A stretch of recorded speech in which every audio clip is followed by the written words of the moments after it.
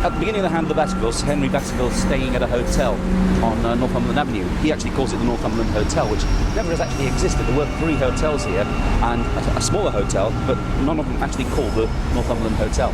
The possible misnaming of the hotel is because Henry Baskerville, when he's come over to England to inherit the Baskerville fortune and the Baskerville estate over in Dartmoor, he buys himself a nice pair of tan boots, and as a consequence of that, one of the boots gets stolen when he's at the hotel, and they're new boots, so he's a bit miffed and mystified by it. But then the boot gets returned, and one of his older boots, one that he's had for quite some time, is stolen.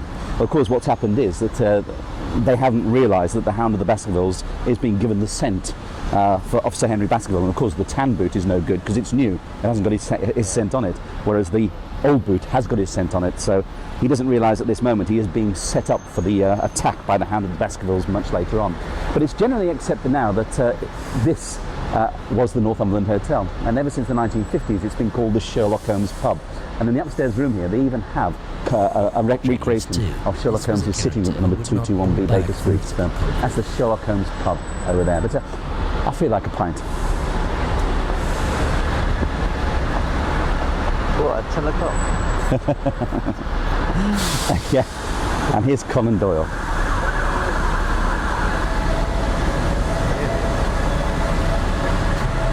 There's Sir Arthur Conan Doyle. And just over here, Who's this? that's Dr. John H. Watson. And here's the man himself.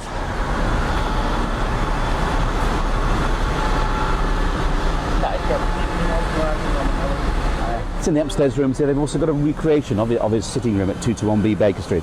But cast your minds back to Trafalgar Square, and you might recall that John Clayton, the cabman, is actually hired by a mysterious passenger to follow Sir Henry Baskerville all over London. And that person is Stapleton, who's actually come to London, and he's brought his wife with him, and he's staying at a private hotel on the next street along.